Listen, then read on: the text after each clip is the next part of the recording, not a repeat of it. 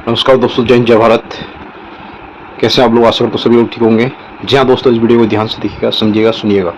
Live में मैंने पहली बार ऐसी वीडियो देखी और आप लोग भी शायद देखी नहीं होगी। जी हाँ दोस्तों, ध्यान से सुनिएगा इस वीडियो को और समझिएगा। जी हाँ दोस्तों, टेक केयर, बाय बाय।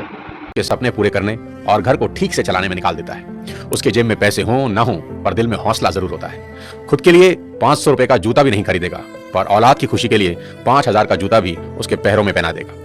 माँ 9 महीने बच्चों को कोख में रखकर सींचती है, पिता तमाम उम्र उसकी परवरिश खुशी खुशी करता है। आज देश भर के नौजवानों को मैं एक बात बता देना चाहता हूँ कि जिनके औलाद नहीं होती ना, वो न जाने कितने व्रत, कितने यत्न, क्या क्या जतन करते हैं। न जाने कौन कौन सी चौखट पर अपना माथा रगड़ते हैं, दर दर की ठोकरें खाते हैं। और जिस पल उनकी गोद में कोई नन्हा फरिश्ता आता है ना, वो माँ बाप उसी पल से उसकी सारी जिंदगी की चिंताओं को अपने सर ले लेते हैं। शादी ब्याह, पढ़ाई लिखाई, सबकी फिक्र उसी पल से होने लगती है।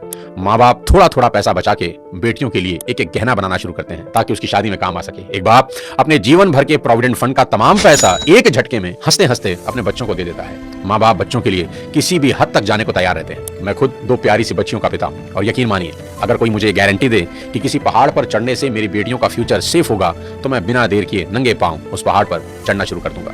और मेरी ही तरह दुनिया के हर माँ बाप अपने बच्चों के लिए ऐसा ही करेंगे। माँ बाप चाहे कितने ही सक्सेसफुल हों, दुनिया में किसी भी लेवल पर हों, पर जब बात अपने बच्चों की आती है तो आप सिर्फ एक साधारण माता पिता होकर रह जाते हैं। शाहरुख खान कितने ही बड़े बादशाह हैं, दुनिया उनकी सिर्फ एक झलक पाने को बेताब है। उनकी फिल्मों का बॉक्स ऑफिस कलेक्शन करोड़ों रुपए का है। वो जिस रोड से गुजर जाएं सड़कें जाम हो जाती हैं। उनकी सिर्फ एक झलक पाने को उनके घर मन्नत के आगे लोगों का सैलाब लगा रहता है। ऐसा स्टारडम किसी किसी विरले को नसीब होता है। पर जब नारकोटिक्स डिपार्टमेंट उनके बेटे को अरेस्ट करता है, तो वही सुपरस्टार शाहरुख खान तमाम रिसोर्सेज होते हुए भी समीर वानखेड़े के सामने हाथ जोड़े नजर आते हैं।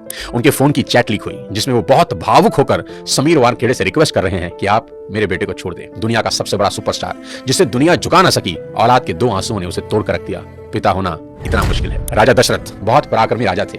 उनके पराक्रम का डंका तीनों लोकों में बजता था। जब देव और दानवों के बीच युद्ध हुआ तो खुद भगवान इंद्र राजा दशरथ से मदद मांगने आए।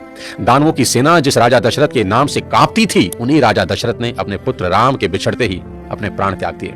इतने पराक्रमी राजा भी पुत्र मोह से ऊपर ना उठ सके। पिता होना इतना मुश्किल होता है। महाराजा दशरथ हो या शाहरुख खान और ना जाने कितने ही लोग, पूरी दुनिया के सामने कुछ और होते हैं, पर बात जब अपनी औलाद की आती है तो सबकी पर्सनैलिटी के अलग एंगल देखने को मिलते हैं। माँ बाप होना इतना मुश्किल है। सिर्फ पिता ही नहीं, माँ का कर्ज तो मरकर भी नहीं उतारा जा सकता। बच्चे का मलमूत्र माँ बाप के अलावा कौन साफ कर सकता है, और ऐसा वो खुशी खुशी करते हैं। इसलिए शायद भगवान ने माँ बाप की पूजा खुद से भी पहले बताई है। बच्चा बीमार होता है तो नींद माँ को नहीं आती। माँ बड़ी अद्भुत है। वो बच्चे के रोने के अंदाज से समझ आती है कि भूखा है या पेट में दर्द हो रहा है, क्योंकि बोल के तो बच्चा समझा नहीं सकता। प्रसव पीड़ा इस दुनिया के सबसे बड़े दर्द में है, जिसे हर माँ खुशी खुशी सहन करती है ताकि एक नवीन जीवन धरा पर आ सके। कहते हैं कि 20 हड्डियों के एक साथ टूटने के बराबर जितना दर्द होता है ना, उतना ही दर्द एक माँ को होता है एक बच्चे को जन्म देते हुए। याद रखना, इस दुनिया में सिर्फ एक रिश्ता बिना स्वार्थ के होता है, और वो होता है माँ बाप का अपने बच्चों के साथ। उनको बच्चों में सिर्फ इतना ही इंटरेस्ट होता है कि उनके बच्चे कामयाब बने, नेक बने। इसके अलावा उनका कोई सेल्फ इंटरेस्ट कभी नहीं होता। मेरे को यही लगता है कि माँ बाप आपके पैशन के अगेंस्ट नहीं है, ठीक है? वो बस आपको गरीब नहीं देखना चाहिए। आज के इस वीडियो में बात करना चाहता हूं आज की जनरेशन से और उनके अपने माँ बाप से रिश्तों के बारे में। सबसे पहले मैं ये एक्सेप्ट करना चाहता हूं कि आज की जनरेशन हर लिहाज से पिछली सभी जनरेशन से बेस्ट है, क्योंकि जितना एक्सपोजर इनको मिला है उतना कभी किसी जनरेशन को नसीब ही नहीं हुआ। मैंने मोबाइल फोन का इस्तेमाल करना शुरू किया जब मैं 21 साल का था। मेरी छोटी बेटी ने फोन और लैपटॉप का इस्तेमाल शुरू किया जब वो 6 साल की थी। जितना टैलेंट आजकल के बच्चों और युवाओं में देखने को मिलता है, इतना टैलेंट पहले कभी नहीं था। और मैं ये सिर्फ आपका दिल रखने के लिए नहीं कह रहा, मैं दिल से इस बात को फील करता हूँ। आज के इस दौर में 98 to 100% मार्क्स कई स्टूडेंट आराम से ले आते हैं, और अगर कोई 98% और 100% मार्क्स ला रहा है तो किसी को कोई हैरानी नहीं होती। और हमारे दौर में सब सब्जेक्ट के मिलाकर भी कई बच्चों के 100 पूरे नहीं हो रहे थे। तो ये बात तो बिल्कुल तय है कि आज की पीढ़ी में टैलेंट की कोई कमी नहीं है। लेकिन कहानी में ट्विस्ट कब आता है जानते हैं? जब बच्चे 14 से 20 साल की उम्र में होते हैं। अब इनके हार्मोन्स जंप करने लगते हैं, और इसका सबसे गंभीर असर यह होता है कि ये हार्मोन्स बच्चों को पेरेंट्स से दूर कर देते हैं, क्योंकि इस उम्र में बच्चों को चाहिए आजादी, और माँ बाप वो आजादी देते नहीं, क्योंकि वो जानते हैं इस तरह की आजादी के लिए ये उम्र सही नहीं है। तो पेरेंट्स रोकते हैं, समझाते हैं, उनको पता है ये उम्र फिसलने वाली है। यही वो उम्र है जिसमें फ्यूचर बन भी सकता है और बर्बाद भी हो सकता है। अब यहाँ बच्चों को लगता है कि यही 2 लोग मेरे दुश्मन हैं। यहाँ बच्चे अब माँ बाप से झूठ बोलना शुरू कर देते हैं, चीजें छुपाना शुरू कर देते हैं। बच्चों को अब दोस्तों के साथ रहने में ज्यादा मजा आने लगता है। अपने ही माँ बाप अब दुश्मन दिखाई पड़ने लगते हैं। अगर किसी बात पर माँ बाप डांट दें तो आजकल के बच्चों का एक फेवरेट डायलॉग है, आवर पेरेंट्स आर आउटडेटेड। पापा आप सठिया गए हो। और अगर बच्चे ऐसा कर रहे हैं तो मुझे इसमें कोई हैरानी की बात नजर नहीं आती। ये नेचुरल है, सभी करते हैं। 25-30 साल पहले हम भी यही करते थे, और आज के कोई 25-30 साल के बाद इनके बच्चे भी ठीक इसी इंटेंसिटी से ऐसा ही करेंगे। ये साइकिल चलता रहेगा। अरे आपको दिक्कत क्या है हमसे? कम से कम हम कोशिश तो कर रहे हैं ना। बाकी मोहल्ले के लौंडों के जैसे सड़क पे आवारागर्दी तो नहीं कर रहा, लड़ाई तो नहीं कर रहा। पढ़ाई पे ध्यान दिए होते तो नहीं गया ध्यान पढ़ाई पे। एक और कहानी जो इस उम्र में होती है वो ये कि बच्चे अपने पेरेंट्स से अब नफरत करते हैं और दूसरे पेरेंट की बात खुशी खुशी सुन लेते हैं। यहाँ अपना एग्जांपल देता हूँ। आज बहुत लोग मेरी बात सुनते हैं और मानते हैं, दूर दूर से कंसल्टेशन लेने आते हैं, पर मेरी अपनी बेटी को समझाने में मेरे पसीने निकल जाते हैं। कपिल शर्मा के शो में आमिर खान का भी यही प्रॉब्लम है, जो उन्होंने बताया कि सभी स्टार्स के बच्चे अपने करियर की सलाह मुझसे लेने आते हैं, पर मेरे अपने बच्चे मेरी बात नहीं सुनते। बच्चे बात सुने या ना सुने ये मेरी प्रॉब्लम नहीं है, मेरी चिंता कुछ और है, वो बताता हूं आपको। अभी कुछ दिन पहले मैं एज अ चीफ गेस्ट अपनी बेटी के स्कूल में गया, जहां उनकी प्रिंसिपल ने मुझे इनवाइट किया। उनका कोई एनुअल डे प्रोग्राम था। मैंने वहां भी यही कहा कि मेरी चिंता बच्चों की परसेंटेज को लेकर कुछ ज्यादा नहीं है, क्योंकि पिछले 20 साल में कोई 200 से ज्यादा कॉर्पोरेट्स को मैं ट्रेन कर चुका हूं और मैं जानता हूं कि स्कूल और कॉलेज में पढ़ाई जाने वाली 90% बातें जिंदगी में कहीं काम नहीं आती, और 90% बातें जो जिंदगी में काम आती हैं वो स्कूल और कॉलेज में पढ़ाई ही नहीं जाती। मुझे तो याद ही नहीं कि कब sin theta upon cos theta is equal to tan theta मैंने अपनी जिंदगी में कहीं इंप्लीमेंट किया। एज अ पेरेंट आज मेरी सबसे बड़ी चिंता यही है कि बच्चे किसी गलत संगत में पढ़कर कोई गलत रास्ता ना ले लें, क्योंकि कुछ रास्ते ऐसे हैं जिसमें वापसी करीब करीब नामुमकिन है, जैसे नशे का रास्ता,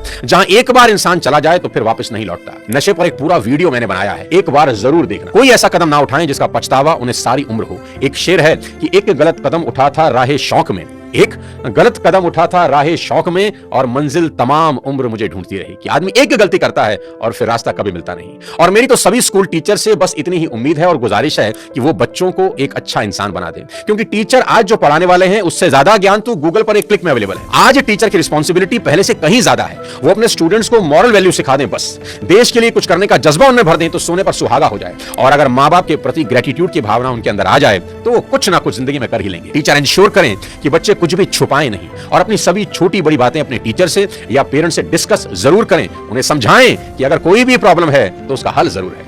आज की बेहद होनहार जनरेशन से इतनी ही रिक्वेस्ट करना चाहता हूं कि पिता की इज्जत राम की तरह करना, कि पिता के वचन पूरे करने को जीवन के 14 बरस कठोर वनवास में गुजार दिए उस व्यक्ति ने, और वो भी खुशी खुशी। आपके माँ बाप को आपसे कुछ नहीं चाहिए, वो तो अपने जाने के बाद अपनी सारी प्रॉपर्टी संपत्ति आपको ही देकर जाने वाले हैं। देश के हर युवा से कहना चाहता हूं कि आज से 3 चीजें रोज करना शुरू कर दें, अगर अब भी नहीं कर रहे। सबसे पहले रोज कम से कम 30 मिनट अपने पेरेंट्स के साथ जरूर गुजारें। इधर उधर की कैसी भी बातें करें, खुद हंसें, उन्हें हंसाएं, कोई जोक सुनाएं, उनसे उनकी कोई पुरानी यादें ताजा करवाएं, उनके स्कूल कॉलेज की बातें करें, कुछ किस्से पूछें उनसे, कैसी भी बात करें पर बात करें। देखना वो अपने स्कूल कॉलेज के किस्से बताएंगे ना, जब उनकी आंखों में चमक आनी शुरू हो जाएगी। क्योंकि दोस्त, जैसे जैसे आप बड़े हो रहे हैं ना, आपके माँ बाप बूढ़े हो रहे हैं और ये समय फिर नहीं आएगा।